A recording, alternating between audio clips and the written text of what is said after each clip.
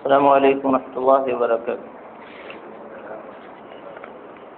إن الحمد لله نحمده ونستعينه ونستغفره ونعوذ بالله من شرور أنفسنا ومن سيئات أعمالنا. من يهده الله فلا مضل له ومن يضلله فلا هادي له. وأشهد أن لا إله إلا الله وحده لا شريك له وأشهد أن محمدا عبده ورسوله. يا أيها الذين آمنوا اتقوا الله حق تقاته ولا تموتن إلا وأنتم مسلمون. يا أيها الناس اتقوا ربكم الذي خلقكم من نفس واحدة وخلق منها زوجها وبث منهما رجالا كثيرا ونساء. واتقوا الله الذي تساءلون به والأرحام إن الله كان عليكم رقيبا. يا أيها الذين آمنوا اتقوا الله وقولوا قولا سديدا يصلح لكم أعمالكم ويغفر لكم ذنوبكم ومن يطع الله ورسوله فقد فاز فوزا عظيما. أما بعد فأعوذ بالله من الشيطان الرجيم. بسم الله الرحمن الرحيم. ولما جاءهم كتاب من عند الله مصدق لما معهم وكانوا من قبل يستفتحون على الذين كفروا فلما جاءهم ما عرفوا كفروا به فلعنة الله على الكافرين. رب اشرح لي صدري ويسر لي أمري واحلل عقدة من لساني يفقهوا قولي. رب زدني علما. آمين. حمد و ثنا کبریائی اور بڑائی کی تمام تر قسمیں اکیلے اللہ رب العالمین کے لیے لائق و زیبا.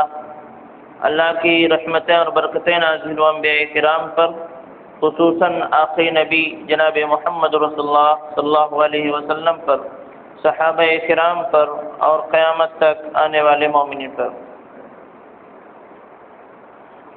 حضرات گرامی، آج کے درس کا عنوان ہے بعثت سے قبل ہی نبوت کا اعلان ہو گیا. مفہوم یہ ہے کہ نبی کریم صلی اللہ علیہ وسلم کو ابھی نبی بنا کے بھیجا نہیں گیا، اس سے پہلے بھی اس کا اعلان ہو گیا کہ کوئی نبی آنے والا ہے.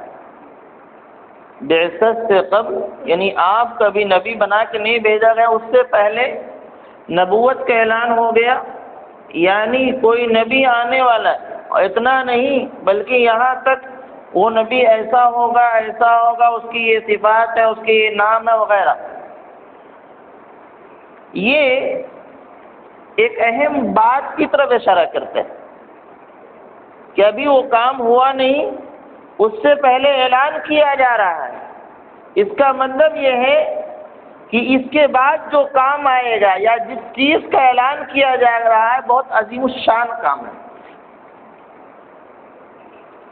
تیاری کا مرحلہ چلتا ہے. جب معلوم ہو کہ گھر میں مہمان آنے والا ہے تو آدمی اس مہمان کے اعتبار سے تیاری شروع کر دیتا ہے.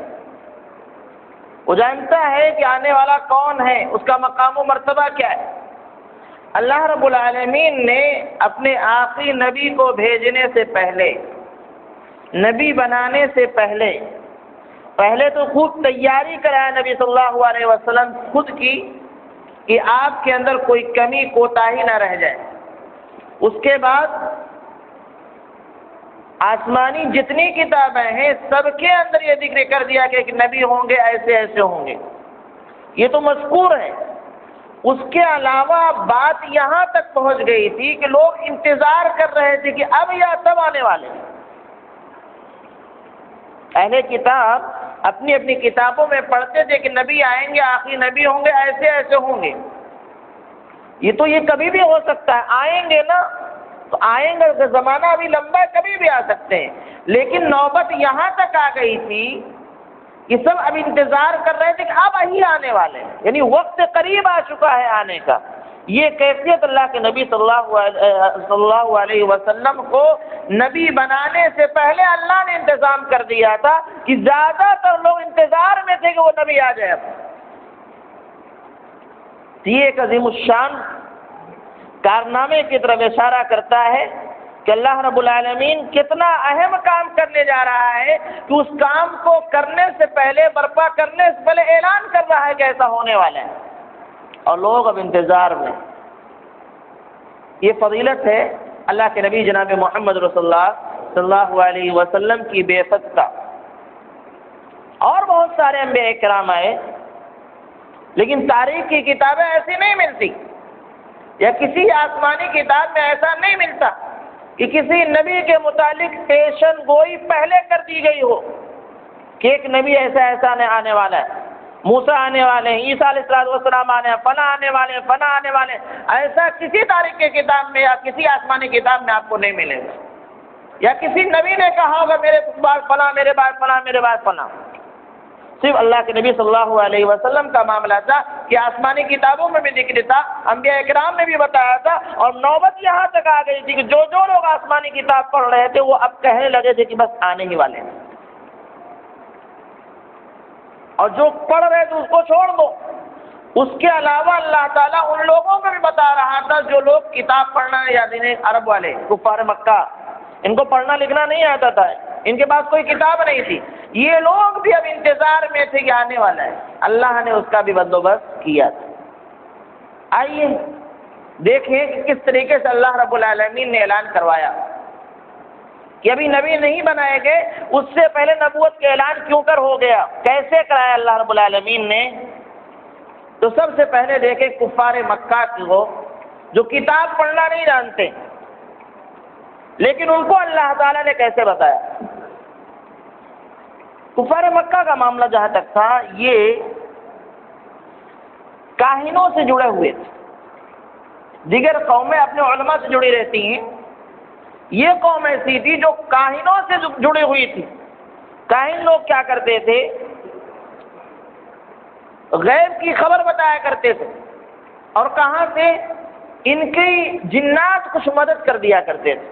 اسی کی طرف ابھی میں اشارہ انشاءاللہ کروں گا، واقعہ بیان کروں گا کہ کاہن حضرات آگے کی مستقبل کی خبر بتلاتے، اور مستقبل کی خبر کو بتلانے میں ان کا ساتھ جن لوگ کیا کرتے تھے۔ تو اللہ رب العالمین نے انہی کے توسط سے ان تک بات پہنچا دی کہ اب کوئی نبی آنے والا ہے۔ چنانچہ قرآن کریم میں کئی مقام پر تذکرہ کیا گیا، سورہ ملک کے اندر وَلَقَدْ زَيَّنَّا السَّمَاءَ الدُّنْيَا بِمَصَابِيحَ وَجَعَلْنَاهَا رُجُومًا لِلشَّيَاطِينِ۔ اللہ فرماتا ہے کہ ہم نے آسمان کو سجایا ہے، کس سے؟ ستاروں سے، مصابیح سے، اور یہ مصابیح آسمان کو سجاتے بھی ہیں، خوبصورتی کا ذریعہ بھی ہے، اور رجوما للشیاطین، اور شیطانوں کے لیے مارنے کا آلہ بھی یہ بن گئے۔ کیا مطلب ہے؟ اللہ تعالیٰ شیطان کو کب مارتا ہے؟ اس کی تفسیر میں اللہ کے نبی جناب محمد رسول اللہ صلی اللہ علیہ وسلم کی حدیث مبارکہ کہ یہ لوگ، جن لوگ آسمان پہ جو کچھ فیصلہ ہوتا تھا، اللہ رب العالمین جب کوئی فیصلہ فرماتا تو اس فیصلے کو سن کر کے فرشتے دہشت میں آ جاتے تھے، کانپنے لگتے تھے، بے ہوش ہو کے گر پڑتے تھے۔ صرف وہ فرشتے، آپ لوگ ادھر متوجہ رہے، ان کو بات کرنے دیں، صرف وہ فرشتے جو عرش کو تھامے ہوئے وہ ہوش میں رہتے تھے۔ اور زیادہ تر کا معاملہ یہ ہے کہ یہ بے ہوش ہو جایا کرتے تھے، جب ان کو کچھ افاقہ ہوتا ہے تو کہتے قالوا ماذا قال ربکم، جو عرش کو تھامے ہوئے ہیں ان فرشتوں سے یہ لوگ پوچھتے کہ اللہ نے کیا فیصلہ فرمایا، دنیا میں کچھ ہونے والا ہے، اللہ کچھ تدبیر کرنے والا ہے، کوئی حکم نازل کرنے والا ہے، تو وہ سن کر کے دہشت کے مارے وہ بے ہوش ہو جاتے۔ جب ہوش آتا قالوا ماذا قال ربکم، پوچھتے ان لوگوں سے جو عرش کو تھامے گیا، ہمارے رب نے، تمہارے رب نے کیا کہا؟ قالوا الحق، فرشتوں کا جواب ہوتا کہ یہ بات حق نہیں ہے، بس جو کہا وہ حق ہے۔ چنانچہ اس طریقے سے آسمان پر فیصلے ہوتے رہتے تھے۔ تو جن لوگ ایک کے اوپر ایک بیٹھ کر کے آسمان تک ایسے زینہ بنایا کرتے تھے، ایک کے اوپر ایک، ایک کے اوپر ایک، ایک کے اوپر ایسے ہوتے ہوتے آسمان تک پہنچتے، اور وہاں کان لگاتے، یلقون السمع، وہ کان لگاتے تھے وہاں جا کر کے، اور کان لگا کے سننے کی کوشش کیا فیصلہ ہونے والا ہے۔ چنانچہ وہ جو فیصلہ وہاں ہوتا تو اوپر والا جو جن ہوتا وہ کچھ باتیں سن لیتا، اور سن کر کے آ کر کے جو کاہن ہوتا ہے انسانوں میں اس کو آ کے بتا دیتا تھا کہ اب ایسا ہونے والا ہے، مثال تو بارش ہونے والی ہے، فلاں چیز ایسے ہونے والی ہے، ایسا ہونے والا ہے۔ اب یہ کاہن کیا کرتا، اسی بات کو لوگوں میں پھیلاتا، غیب کی خبر بتا دیتا، لوگ اس کے بعد پوچھنے آتے تو اسی خبر کو جو اس نے جن سے سنا ہے بتا دیتا۔ اللہ کے نبی صلی اللہ علیہ وسلم فرمایا کہ اس ایک سچ میں سینکڑوں جھوٹ ملا کے پیش کرتا تھا، اور اس طریقے سے اس کی دکان چلتی تھی۔ معاملہ یہی ہوتا ہے کہ ایسے لوگوں کا اگر ایک آدمی کا افاقہ ہو جاتا ہے اور 100 آدمی کو فائدہ نہ ہو تو آدمی 100 کی طرف نہیں دیکھتا، اس ایک کی طرف دیکھتا ہے۔ فلاں جگہ پر فلاں کے ان کو افاقہ ہوگا، یہ بات ایک دم اوپن ہو گئی، لیکن کتنے لوگ گئے ان کو کوئی فائدہ نہیں، اس کو کوئی بتانے والا نہیں۔ کتنے لوگ گئے اسی جگہ پر وہی کام کیے، کوئی فائدہ نہیں، لیکن یہ کتنے لوگ گئے اس کو کوئی بتانے والا نہیں، یا جو سنتے ہیں اس کو کوئی پرواہ نہیں، صرف پرواہ اس کی کہ وہ گیا تھا، فلاں گیا تھا، کامیاب ہو گیا۔ تو چونکہ کاہن کے پاس ایک سچ آ جاتا تھا اور اس نے 100 جھوٹ ملا تو اس کی دکان چلتی تھی، اس طرح وہ غیب کی خبریں بتاتا تھا، ہمیشہ کا یہ معمول تھا۔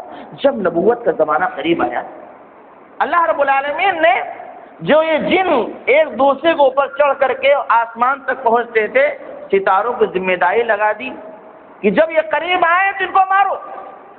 چنانچہ آج بھی ہم آسمان میں دیکھتے ہیں کبھی کبھی تارا ٹوٹتا ہے، جاتا ہے بجھ جاتا ہے، تارا ٹوٹ گیا، تارا ٹوٹا نہیں، وہ مار کھاتے ہیں، شہاب ثاقب ہے، وہ شعلہ ہے۔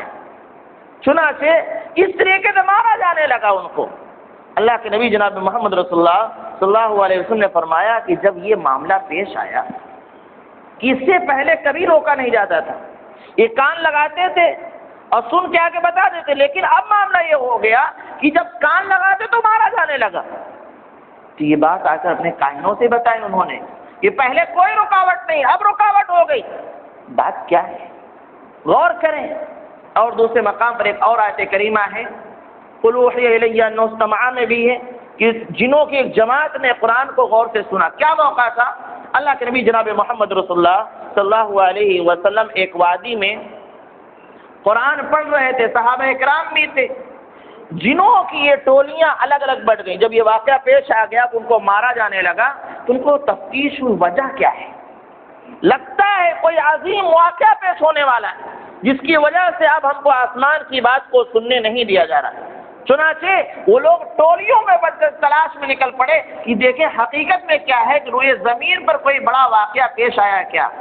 چنانچہ وہ ٹولیاں بہتتی ہوئیں، ڈھونڈتی ہوئیں، ان میں سے ایک ٹولی اللہ کے نبی صلی اللہ علیہ وسلم جس وادی میں قرآن کریم پڑھ رہے تھے وہاں پہنچ گئے، اور وہاں سنا وہ ایمان لائے۔ تو سمجھ گئے یہی عظیم الشان معاملہ تھا جس کی وجہ سے آسمان پر پہرا لگا دیا گیا، اور اب کوئی شخص آسمان کے اوپر کی بات کو سن نہیں سکتا، اس لیے کہ اب سارا معاملہ یہ آخری نبوت کا انتظام کیا جا رہا ہے۔ کاہنوں نے یہ بات جنہوں نے یہ بات جا کے کاہن سے بتا دی کہ اب ایسا ہو گیا کہ نبی آنے والے ہیں، جس کا انتظار تھا وہ آنے والے ہیں۔ چنانچہ انہوں نے بتایا، اسی لیے ایک سواد نامی کاہن تھا، سواد نامی، عمر بن الخطاب رضی اللہ تعالی عنہ سے جاہلیت کے دور میں کہا کہ ان الشیاطین قد سقط ذلیلۃ مغلوبۃ، کہ شیطان اب گر رہے ہیں ذلیل ہو کر کے، ہار کر کے گر رہے ہیں، اور قبیل فہذا قبیل مبعث النبی صلی اللہ علیہ وسلم۔ یہ معاملہ اسی وقت ہوا کہ جب نبی کریم صلی اللہ علیہ وسلم کے بعثت سے تھوڑا پہلے کی بات ہے۔ شیطان کاہن نے بتائی، کاہن کو یہ بات کیسے معلوم ہوئی؟ جنہوں نے بتایا کہ پہلے ہم سنا کرتے تھے، اب نہیں سننے دیا جا رہا ہے، بھگائے جا رہے ہیں، ذلیل کیے جا رہے ہیں، ہار کے آ رہے ہیں۔ تو کاہن نے عمر بن خطاب اللہ تعالیٰ عنہ، اس وقت وہ مسلمان نہیں ہوئے تھے، اور وہ فرماتے ہیں کہ بس نبی کریم صلی اللہ علیہ وسلم کے بعثت سے تھوڑا قبل کی بات ہے۔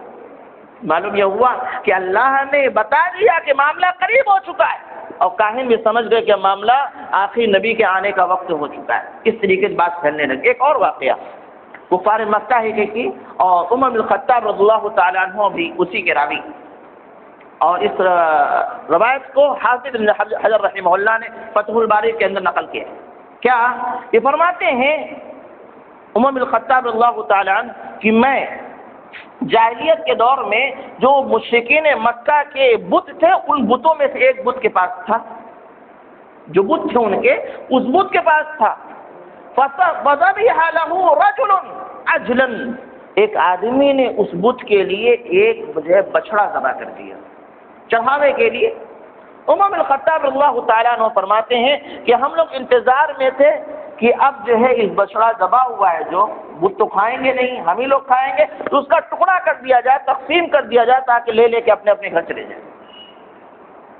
فرماتی اسی انتظار میں تھی کہ ٹکڑا کر دیا جائے، تقسیم کر دیا، لے کے گھر جائیں. کہتے اچانک اس ذبح کیے ہوئے بچڑے کے پیٹ سے ایسی آواز آئی کہ ایسی آواز آج تک میں نے نہیں سنا. آپ سوچو، بت کے لیے ذبح کیا بچڑا، وہ ذبح کیا جا چکا، مردار ہو چکا، موت ہو چکی، اس کی روح نکل چکی ہے، اس کے پیٹ سے ایک آواز آتی. اور عمر بن الخطاب رضی اللہ تعالیٰ عنہ فرماتے ہیں کہ ایسی آواز میں نے اس سے پہلے کبھی نہیں سنی. اور یہ واقعہ لوگوں سے ہمیشہ بیان کرتے تھے. کہتے یہ واقعہ نبی کریم صلی اللہ علیہ وسلم کے بعثت سے 2 مہینہ قبل کی بات ہے یا اس سے بھی کم. ایک دم معاملہ قریب تھا، ابھی آپ نبی نہیں بنا، اس سے تھوڑا پہلے 2 مہینے کی بات کر رہے ہیں. 2 مہینے پہلے کی بات ہے کہ بچڑا ذبح کیا گیا اور ہم انتظار کرے تقسیم کر دیا جائے، لے کے جائے، تو اچانک اس کے پیٹ سے آواز ہے کیا؟ یا دریح امر محیج رجل یصیح یقول لا الہ الا اللہ. کہ دریح ایک عظیم الشان معاملہ پیش آنے والا ہے. بعض روایت میں امر نجیح کامیاب معاملہ پیش آنے والا ہے. کیا؟ یصیح الرجل، ایک آدمی اعلان کر رہا ہے، چیخ رہا ہے، بلسان فصیح زبان میں، یقول، وہ کہتا ہے لا الہ الا اللہ، ایک اللہ کے علاوہ کوئی معبود ہے؟ کوئی معبود نہیں، اللہ کے علاوہ کوئی معبود نہیں. یہ کہاں سے آواز آئی؟ اس بچڑے کے جس کو ذبح کیا اس کے پیٹ سے آواز نکلتی. تو عمر بن الخطاب اللہ تعالیٰ عنہ سمجھے کہ معاملہ کچھ ہونے والا ہے. بعد میں جب معاملہ ہو گیا تب لوگوں سے بیان کیا کرتے ہیں اس چیز کو تو میں نے پہلے سنا تھا، اور بات تب کی ہے جب نبی کریم صلی اللہ علیہ وسلم نبی نہیں بنائے گئے، جب 2 مہینے پہلے کی بات ہے. تو میں کیا کہہ رہا ہوں کہ اللہ اعلان کر رہا ہے لوگوں، تاکہ لوگ انتظار میں ہو جائیں، وہ اس نبی کے استقبال کے لیے کھڑے ہو جائیں. ہونا یہی چاہیے تھا لیکن نہیں ہوئے. بات انشاءاللہ آگے آئے گی کہ لوگوں کو معلوم ہے کہ کچھ ہونے والا ہے، وہ آخری نبی آنے والا، اس کی یہ علامتیں. اس کے باوجود لوگوں نے نہیں مانا. ہونا یہ چاہیے استقبال کرتے، فوراً سر آنکھوں میں بٹھاتے، لیکن نہیں بٹھایا. اس کے کچھ اسباب سے بعد میں انشاءاللہ وہ بات آئے گی. لیکن اللہ رب العالمین اعلان فرما رہا تھا، لوگوں کو بتا رہا تھا، لوگوں کے تجسس بڑھ رہا تھا، وہ چاہ رہے تھے کیا ہونے والا ہے، جلدی وہ سامنے آ جائے، انتظار میں تھے. یہ تھا کفار عرب کا معاملہ جن کو پڑھنا نہیں آتا تھا. اس کے علاوہ اہل کتاب یہود و نصارہ جن کو اللہ نے کتاب دے رکھی تھی ان کو پڑھنا آتا تھا، تو ان کی کتابوں میں ایسی ایسی نشانیاں تھیں، بالضبط بتائی گئی تھیں کہ وہ لوگ اب سمجھ گئے کہ معاملہ قریب ہو گیا، آنے والا ہے. اس لیے ایک جو ہے عالم دوسرے عالم کی رہنمائی کیا کرتا تھا کہ بھائی اس کے بعد ایسا ہونے والا، ایسا ہونے والا. ذرا ایک واقعہ سن لیں. سلمان فارسی رضی اللہ تعالیٰ عنہ کا واقعہ ہے. وہ اسلام کیسے قبول کرتے ہیں اس کی ایک عجیب داستان. اسی لیے اللہ کے نبی صلی اللہ علیہ وسلم ان کے بارے میں فرمایا کہ یہ فارس کے لوگ یہ ان خاندان سے تعلق رکھنے والے ہیں کہ اگر حق سچائی سریا پر ہو تو وہاں سے بھی یہ تلاش کر کے لے کے آئیں گے. اتنا ان کا جستجو تھا. یہ مختصر میں بتاتا ہوں، یہ ایران میں پیدا ہوئے اور مجوسی تھے، آگ کی پوجا کرنے والے. گھر کے اندر بڑی سختی رہتی تھی، اس مذہب کے علاوہ کوئی اور مذہب نہ مانو. اتفاق سے ایک دن باہر نکلتے، ان کو قید بھی کر کے رکھا جاتا ہے. پہنچتے ہیں وہاں کلیسا رہتا، وہاں لوگ عبادت کرتے ہیں، عیسائی لوگ اس کو دیکھ ان کو اچھا لگتا ہے، بہرحال بھاگنے کی پلاننگ کرتے کرتے بھاگ جاتے ہیں. ایک راہب کے پاس جاتے ہیں اور وہاں جا کر کے یہ کہ ہم تمہاری خدمت کریں گے، ہم کو سچائی راستہ بتا دو. اس طریقے سے اس کا انتقال ہوتا، دوسرا آتا ہے. دوسرا کا انتقال اس سے کہتے ہیں کہ ابھی تک میں آپ کی خدمت میں تھا، سچائی کی تلاش میں تھا، ملی ہم کو، اب بتائیے آپ کے بعد کس کے پاس جاؤں؟ وہ تیسرے کے بعد رہنمائی کیا، تیسرا چوتھے کے بعد، چوتھا پانچویں کے بعد، پانچواں چھٹے کے بعد۔ سب کہتے تھے کہ ابھی ہم حق پر تھے، اب اس وقت جو حق پر ہے وہ فلاں جگہ ہے، وہاں چلے جاؤ، وہ وہاں اس طریقے سے 6 پادریوں کے پاس وہ گئے اور ان کی خدمت کرتے رہے۔ اسی دوران وہ چھٹا جب پادری، جب اس کا انتقال ہونے کے وقت آیا تو یہ جا کر کے اس سے بولے کہ ابھی تک آپ کی خدمت میں ہم تھے اور سچائی کی تلاش میں تھے، سچائی ہم کو ملی، اب ہم کو بتائیے کہ آپ کا انتقال ہو جائے گا تو اب ہم کس کی خدمت میں جائیں جو حق پر ہونا چاہیے؟ اس راہب نے کہا سنیے، اس وقت کوئی ایسا نہیں ہے جو حق پر ہو، یا جس مذہب پر میں ہوں اس مذہب پر کوئی اور نہیں، تو پھر کہاں جاؤں؟ کہا کہ ایک نبی کے بعثت کا وقت آ گیا ہے۔ میں نے کہا نا، کتابوں میں تو لکھا تھا یہ صفات کبھی بھی آ سکتا تھا، لیکن ان کو بھی احساس ہو گیا تھا کہ اب وقت قریب آ چکا ہے۔ چنانچہ اس لیے جیسے 5واں راہب یا جو ہے چوتھا راہب نے ایک دوسرے راہب کی طرف ان کو بھیجا تھا کہ میرے بعد ان کے پاس جانا، میرے بعد ان کے پاس جانا، وہ چھٹا راہب یہ نہیں کہا کہ 5ویں کے پاس جانا، بلکہ اس نے یہ کہا کہ میں ایک نبی کی بعثت کا وقت آ گیا ہے اور مبعوث بدین ابراہیم، وہ دین ابراہیم لے کے مبعوث ہوگا، بِأَرْضِ الْعَرَبِ، عرب کے اندر آئے گا، مہاجرًا إِلَى الْأَرْضِ، اور ہجرت کر کے اس زمین میں آئے گا جہاں پر کھجور کے باغات ہوں گے۔ نشانی بتایا کہ وہ عرب میں مبعوث ہوگا دین ابراہیم کو لے کر کے، لیکن ہجرت کر کے اس سرزمین پر آئے گا جہاں کھجور کے باغات ہوں گے، وہاں وہ آئے گا۔ اور مزید نشانی بتائی کہ ان کی کچھ علامات لا تخفی، جو مخفی نہیں ہے، ظاہر ہیں۔ کیا؟ لا تأکل الصدقہ وتأکل الہدیہ، کہ وہ نبی ایسے ہیں جو صدقہ نہیں کھاتے ہیں، ہدیہ کو کھاتے ہیں، اور وَبَيْنَ كَتَفَيْهِ ختم النبوہ، اور ان کے دونوں کندھوں کے درمیان نبوت کی ایک مہر ہے۔ اب سوچو، یہ تمام چیزیں ان کی کتابوں میں مذکور ہیں، یہ علامت۔ چنانچہ سلمان فارسی اللہ تعالیٰ عنہ اس وقت عیسائی ہو چکے تھے، جب وہ ان کا پادری، ان کا استاد کا انتقال ہوا تو چلے گئے۔ اسی زمانے میں کہتے ہیں کہ میرے پاس بہت سارے گائے، بہت ساری بکریاں ہو چکی تھیں، میں نے تلاش کیا کہ اس روئے زمین پر، یعنی جس مقام پر وہ تھے، کہ وہ عرب کا کوئی قافلہ آیا ہوا ہے کیا؟ اگر آیا ہو تو مجھے لے چلے۔ چنانچہ پتہ چلا کہ قافلہ آیا ہوا ہے، تو انہوں نے کہا کہ بھائی یہ میری بکری ہے، میرے گائے ہیں، پوری لے لو، ہم کو صرف اس سرزمین تک چھوڑ دو۔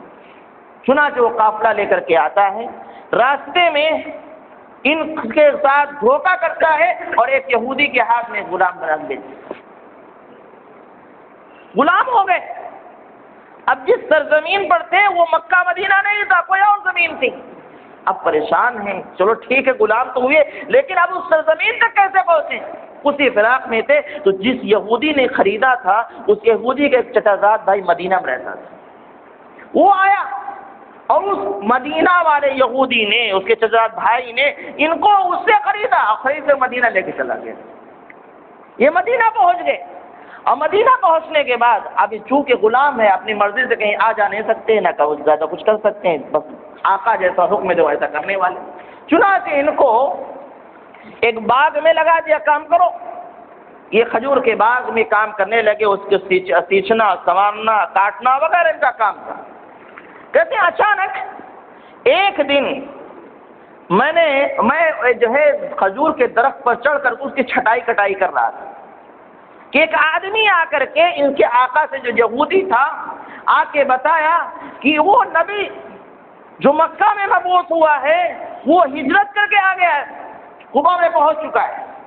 چنانچہ کہتے ہیں اتنا سننا تھا کہ اسی طرف سے اوپر میں کانپنے لگا کہ میری مراد اب ملنے والی ہے، اور میں غلام بنا کے لایا گیا تو اللہ لگ رہا صحیح مقام پہ پہنچا دیا۔ کہتے ہیں میں جلدی اترا، ڈر تھا کہ کہیں گر نہ جاؤں، اور اس کے بعد بے تحاشا میں اس آدمی سے پوچھنے لگا جو خبر لے کر کے آیا تھا کہ وہ رسول کہاں ہے، وہ کیسے ہیں، کیا ہے؟ ان کے آقا نے ڈانٹا، چپ، تیرا اس سے کیا لینا تھا؟ تیرا کام ہے یہ بات کی چھٹائی کرنا، رکھوالی کرنا، اس کو سنوارنا، اس کو بنانا تیرا کام ہے، اس کے بارے میں سوچنے کی کیا ضرورت ہے؟ چنانچہ یہ دبک کے بیٹھ تو گئے، لیکن تہیہ کر لیا کہ اس نبی سے ملنا۔ اللہ کے نبی صلی اللہ علیہ وسلم ابھی ہجرت کر کے قبا پہنچے تھے، مدینہ نہیں پہنچے تھے، بستی قبا میں تھے۔ چنانچہ یہ دوسرے دن کہ میں نے تھوڑا تھوڑا کر کے کچھ کما رکھا تھا، کچھ کھجوریں وغیرہ تھی، اس کو لے کر کے قبا پہنچ گیا، اور میں نے دیکھو کس طریقے سے یہ حق کی تلاش کر رہے ہیں، تحقیق و جستجو، حق کہاں ملتا ہے، کیسے ملتا ہے، ان سے سیکھنا چاہیے۔ اور میں یہ کہنا چاہوں گا کہ لوگوں آج ہمارے سامنے دین کے مختلف شکلیں ہیں، یہ بھی دین، یہ بھی دین، یہ بھی اسلام، یہ بھی اسلام، سچ کون ہے؟ انسان پریشان۔ تحقیق کیسے کیا جاتا ہے ذرا دیکھو۔ سلمان فارسی اللہ تعالی عنہ، ان کے پاس کچھ کھجوریں تھیں، نبی کریم صلی اللہ علیہ وسلم کے پاس پہنچی، علامت سنت کی تھی کہ وہ صدقہ نہیں کھاتے ہیں، ہدیہ قبول کرتے ہیں، اور جو ہے ماہ نبوت ہے ان کے۔ چنانچہ لے کر کے پہنچے اور کہا کہ سنو آپ اللہ کے رسول ہیں؟ آپ نے فرمایا جی میں اللہ کے رسول ہوں۔ تو کہے کہ آپ کے ساتھ بہت فقراء مساکین ہیں، یہ صدقہ کے طور پر اس کو قبول فرمائیے۔ اللہ کے نبی صلی اللہ علیہ وسلم نے وہ صدقہ لیا آپ نے، اور لے کر اپنے ساتھی سے کہا کلو، اس میں کھاؤ۔ آپ نے نہیں کھایا۔ اب ان کی خوشی کی کوئی انتہا نہیں رہ گئی کہ ایک علامت جو بتائی تو اس سے وہ یہاں پا گئے تھے کہ نبی، آخری نبی، وہ صدقہ نہیں کھاتے ہیں، چنانچہ صدقے کے طور پر پیش کیا تو نہیں کھایا، آپ نے خوش ہو گئے، چلے تھے۔ دوسرے دن پھر کچھ کھجوریں لے کر کے آئے اور کہا اللہ کے نبی صلی اللہ علیہ وسلم یہ ہدیہ ہے، یہ ہدیہ ہے، آپ نے اس کو لیا، کھایا بھی، اپنے ساتھی سے کہا کلو میرا، اس میں سے کھاؤ۔ چنانچہ دوسری علامت مل گئی کہ ہدیہ کھاتے ہیں، اللہ کے نبی صلی اللہ علیہ وسلم نے ہدیہ قبول کر کھا لیا۔ اب ایک چیز بچی کہ دونوں کندھوں کے درمیان مہر نبوت، اللہ کے نبی صلی اللہ علیہ وسلم کی ایک مہر نبوت یہاں ابھری ہوئی ایک چیز تھی جس کو مہر نبوت سے تعبیر کیا گیا ہے، بتایا گیا ہے۔ تو مہر نبوت کیسے دیکھی جائے؟ آپ کپڑے میں ہیں۔ ایک موقع پر اللہ کے نبی صلی اللہ علیہ وسلم نے جنت البقیع میں کسی صحابی کا انتقال ہوا تھا، اس کے جنازے میں شرکت کے جنت البقیع گئے ہوئے تھے، اور سلمان فارسی آپ کی ارد گرد گھوم رہے ہیں کہ کہیں سے موقع مل جائے جھانک لیا جائے۔ اللہ کے نبی صلی اللہ علیہ وسلم بھاگ گئے ان کے ارادے کو، چنانچہ آپ نے اپنے چادر کو اٹھا لیا، اور یہ دیکھنے کے بعد فوراً آپ کو بوسہ دینا شروع کر دیا، آپ کے ہاتھ کو چوم رہے ہیں، آپ کے پیشانی کو بوسہ دے رہے ہیں، اور اشہد ان لا الہ الا اللہ واشہد ان محمد رسول اللہ رضی اللہ تعالی عنہ۔ حق کی تلاش کیسے کیا، ایک لمبی داستان، کبھی انشاءاللہ یہ وقت آئے گا تو تفصیل اس چیز کو رکھا جائے گا کہ کہاں انہوں نے کس طریقے سے تحقیق کیا اور اس مقام پہ پہنچے۔ میں کہنا یہ چاہتا ہوں کہ بعثت سے قبل اللہ کے نبی صلی اللہ علیہ وسلم کے نبوت کا اعلان کیا جا رہا ہے، کتابوں میں تو مذکور تھا لیکن وقت اس میں مذکور نہیں تھا، لیکن ان عیسائی علماء کو یقین ہو چکا تو وقت بھی آ چکا ہے، اسی لیے وہ چھٹے پادری نے کسی اور کی طرف نہیں بھیجا بلکہ کہا کہ اب کوئی نہیں رہے گا، ایک نبی آنے والے آخری نبی ہوں گے، ان کی یہ علامت ہے، یعنی ان کی بعثت کا زمانہ قریب آ چکا ہے، ان کی نبوت کا اعلان ہو رہا ہے۔ اس طریقے سے سلمان فارسی اللہ تعالیٰ عنہ نے حق کو تلاش کر لیا، اور وہی بات ہوئی کہ بعثت سے قبل نبوت کا اعلان ہو چکا ہے۔ ایک اور بات، عامر بن ربیعہ ایک یہودی عالم تھے، عامر بن ربیعہ ایک یہودی عالم تھے، زید بن عمر بن نفیل، ان کا نام آپ نے سنا ہوگا، کہاں سنا؟ کسی کو یاد ہے؟ اس سے پہلے تذکرہ کئی بار ہو چکا ہے، زید بن عمر بن نفیل حنفاء میں، الحمدللہ، یعنی جاہلیت کے دور میں کچھ ایسے لوگ تھے جو شرک سے بچے ہوئے تھے اور چاہتے تھے کہ مجھے حق کی تلاش ہو جائے، حق مل جائے، اللہ کی وحدانیت مل جائے، اللہ کی صحیح عبادت کرنے کا طریقہ معلوم ہو جائے۔ چنانچہ ان میں سے ایک یہ بھی تھے، ان لوگوں نے اپنا گھر بار چھوڑ کر کے، اس دور میں جو پڑھے لکھے لوگ تو ان کے پاس جا کر کے تلاش کیا کہ سچائی کیا ہے، کب آنے والے ہیں، ہمیں صحیح طریقہ کیا ہے، دین کا صحیح طریقہ کیا ہے وہ ہم کو بتایا جائے۔ تو ایک جو ہے یہودی عالم تھے، عامر بن ربیعہ یہودی تھے، انہوں نے بتایا تھا کہ سنو، جس کا تم انتظار کر رہے ہو وہ نبی من ولد ننتظر نبیا من ولد اسماعیل، ہم لوگ خود انتظار کر رہے ہیں ایک نبی کا جو اسماعیل کے اولاد میں سے ہوگا۔ اہل کتاب کس میں سے؟ بنو اسرائیل میں سے تھے، اسرائیل کے اولاد میں سے تھے، اور یہ اللہ کے نبی صلی اللہ علیہ وسلم اسماعیل کے اولاد میں سے۔ ہم لوگ خود انتظار کر رہے ہیں اس نبی کا جو اسماعیل کے اولاد میں سے ہوگا، من بنی عبد المطلب کے خاندان کا ہوگا، اسمہ احمد، اس کا نام احمد ہوگا۔ یعنی آخری وقت میں وہ عیسائی اب انتظار کرنے لگ گئے تھے، یہودی انتظار کرنے لگ گئے تھے کہ اب وہ وقت آ چکا ہے، واقعی نبی کب آنے والا، ہم خود انتظار میں ہیں۔ اللہ کے نبی جناب محمد رسول اللہ، یہ بھی بات ثابت ہوئی کہ آپ کی بعثت سے پہلے آپ کی نبوت کا اعلان کیا جا چکا ہے۔ ایک اور واقعہ شاید آپ کے ذہن میں ہو، ہرقل کے دربار میں، ہرقل کو جب اللہ کے نبی صلی اللہ علیہ وسلم نے خط لکھا تو اس کے دربار میں ابو سفیان کو حاضر کیا گیا، چند سوال جواب ہوئے، سونے کے بعد سب سوال کو سننے کے بعد ہرقل نے اس کا صحیح جواب دیا کہ اگر ایسا ہے تو ایک سچے نبی کی پہچان، اگر ایسا ہے تو ایک سچے نبی کی پہچان، اگر ایسا ہے تو ایک سچے نبی کی پہچان۔ جتنا سوال جواب ملا اس کا صحیح طور پر تصدیق کیا کہ اگر یہ بات تمہاری سچی ہے تو یہ صحیح نبی کی پہچان۔ آخر میں فرمایا، اس نے جو ہرقل نے کہا کہ اگر تم اپنے سوال و جواب میں پکے ہو، جو تم نے جواب دیا میرے سوال کا اس میں تم سچے ہو، تو ایک دن وہ آئے گا کہ سیملکو ھذا تحت قدم ھذا، کہ وہ اس جگہ کا میں بھی مالک ہو جائے گا جس جگہ میں بیٹھا ہوا ہوں۔ وہ بادشاہ تھا، مطلب ان کی کتابوں میں اتنا مذکور ہے کہ وہ نبی اتنا ترقی کرے گا کہ آس پاس کی زمینوں کا جو ہے مالک ہو جائے گا، بادشاہت کا مالک ہو جائے گا۔ تو اس کو بھی یقین تھا کہ واقعی نبی آنے والا ہے، اور یہ پہچان و علامت جو تم بتا رہے ہو یہ سچی اگر ہے، تمہارا جواب سچا ہے، تو میں یہ کہتا ہوں کہ ایک دن وہ آئے گا کہ سیملکو تحت قدم ھذا، میرے اس جگہ دونوں قدموں کے نیچے کی زمین کا بھی مالک ہوگا، یعنی اس ملک کا بھی بادشاہ وہی ہو جائے گا۔ یہ ان کی کتابوں میں اعلان ہو چکا ہے۔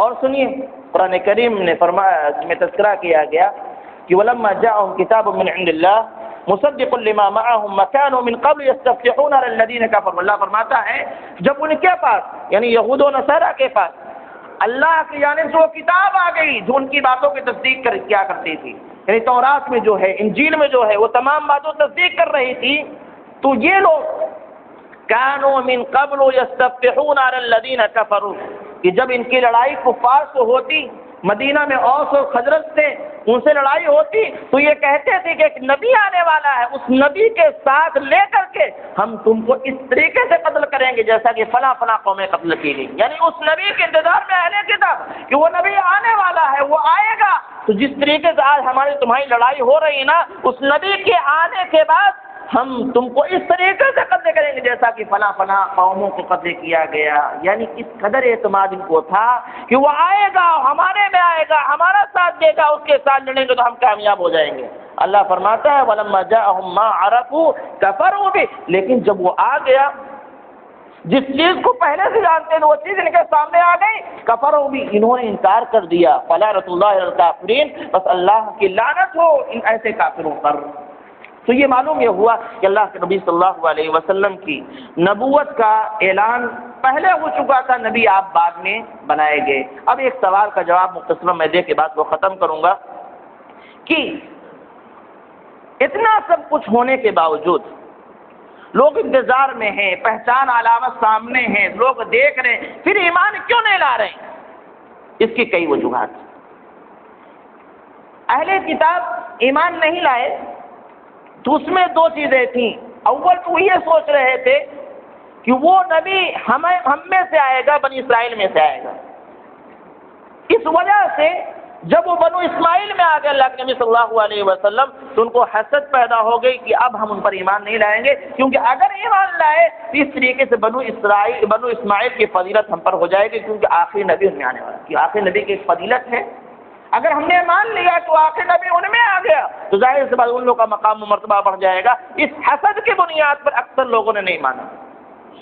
دوسری بات یہ کہ دوسروں لوگوں کی اپنی جو ہے کچھ مجبوریاں، سیاسی مجبوریاں، عہدے کی مجبوریاں تھیں کہ اگر ہم ان کو نبی مانتے ہیں تو ظاہر سی بات ان کی ماتحتی میں رہیں گے تو سیاست ہم نہیں کر پائیں گے، ہم کو ان کی ماتحتی میں رہنا پڑے گا، ہم بادشاہ نہیں بن پائیں گے، ہم حاکم نہیں بن پائیں گے، ہماری نہیں چلے گی، ان کی چلے گی۔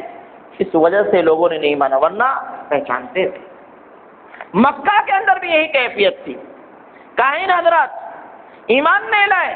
اس کی وجہ یہ تھی کہ اگر ان پر ایمان لائے تو ہمارا یہ جو خرچ بڑھ چل رہا ہے دھندا یہ سب بند ہو جائے گا. اس بنیاد پر ایمان وہ نہیں لائے. اور آج بھی معاشرے کا ایک بڑا طبقہ ہے جو جانتا ہے بوجھتا ہے کہ حق کیا ہے, قرآن کیا کہتا, حدیث کیا کہتی, وہ تمام چیزیں واضح ہے, لیکن نہیں, یہی چند مفادات ہیں جس کی وجہ سے وہ نہیں کر رہے. اللہ سے دعا ہے کہنے سننے عمل کی توفیق دے, ہم تمام کو کتاب و سنت کے مطابق زندگی گزارنے والا بنائے. آخری نبی جناب محمد رسول اللہ صلی اللہ علیہ وسلم کی امتی تو نے ہم کو بنایا ہے, یہ ہمارے لیے فخر کی بات ہے. العالمین انہی کے ساتھ ہمارا حشر فرما, انہی کے ہاتھوں کا جام کوثر ہمیں نصیب فرما, ان کی شفاعت نصیب فرما. آمین. تقبل رب العالمین. السلام علیکم و رحمۃ اللہ وبرکاتہ.